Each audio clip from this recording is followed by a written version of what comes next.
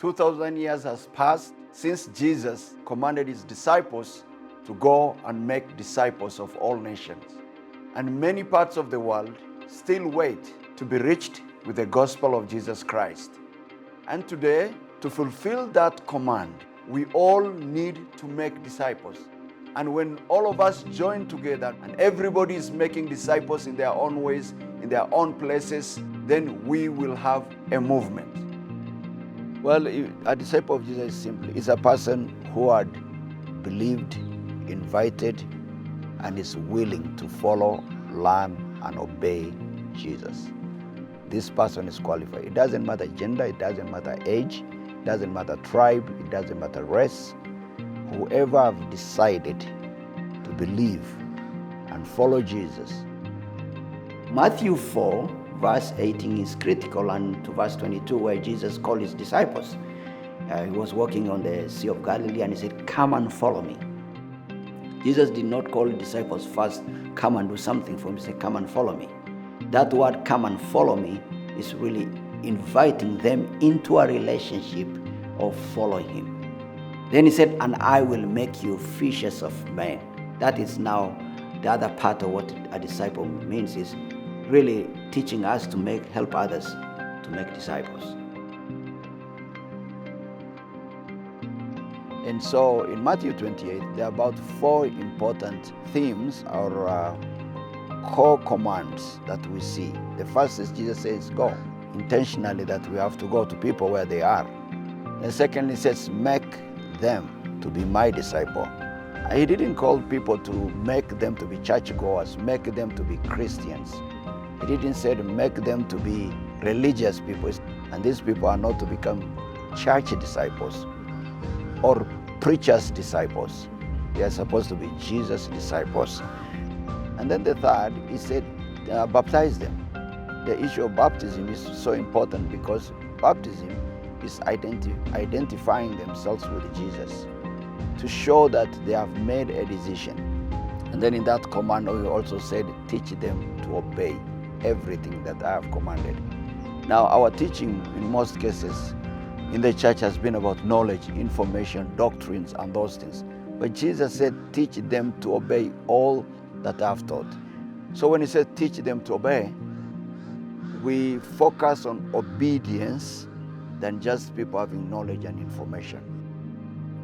When you talk and think about making disciples for Jesus Christ, one key thing that we want to emphasize in that is obedience. Obedience to God by discovering from the scriptures what God is telling us to do.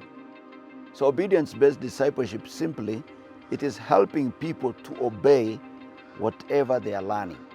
We are all learning together, and we are all discovering from the depths of the Word of God. So we believe that we are all children of God. We have the Spirit of God in us. He can teach us. The thing that you discovered becomes part of you. Knowing disciple making doesn't help you make disciples. Yes, knowing is good. But obedience is key in disciple making movements. What you know, what you've learned, then you go out and you practice. If you are a disciple, not a true disciple, and Jesus said go, then you shouldn't be sitting there and thinking that now I know. Then automatically it will happen. We need to take initiative, be intentional, to step out and help others to learn and know what it means to follow Jesus. Well, you see, when Jesus said, go and make disciples, he didn't specify some specific people to be doing that. It's a call to all who are learning from him to go and help others as well to come and learn from Jesus and be his followers. So disciple making is not for a few. It's for all. And it's for all, for children, for women, for men, for elderly. Sometimes people think it depends on me. Some feel I don't have energy to do it, or I don't know how to do it. It doesn't really depend on us. It depends on God. Other times people think it's only designed for clergies and for professional preachers. Disciple making is for all. That doesn't mean that you are perfect. That doesn't mean that you can do all the things. It only means that what you are obeying and learning, you are going out and you're sharing with others. Now, Jesus said, make disciples. That's the Great Commission call in Matthew 28. And now, he did not only call us to make disciples, but he called us to make disciple makers. And the intention of Jesus is, if the whole world has to become Jesus' disciples and follow us, the calling is to make disciple makers.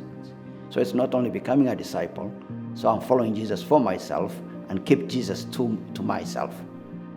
Then that's not a movement. A movement is when you multiply, because you pass on the same DNA of being a disciple in you to the others, and they pass it on to the others. I make a disciple, you're making disciple, he's making disciple, we are all making disciples. And it continues and continues beyond into many generations. And that is when we call it a movement.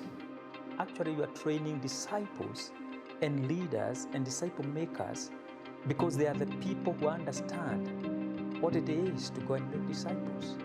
So you train them, and from there, then you can recruit. To recruit, it means to invite people who are willing and who are passionate to see the communities being reached and being transformed. So those people who come out with such a desire and such a heart, you recruit them, you build a team. So that from there now, what moves from that point is you mobilize them. You kind of show them what now they need to be doing. The vision of Great Commission will continue. And for it to continue, we want to see it happen through disciple-making movement. And so disciple-making movement becomes the strategy of reaching the lost world and inviting the lost people into a relationship so that those people who will start learning and following Jesus will make others to be Jesus followers.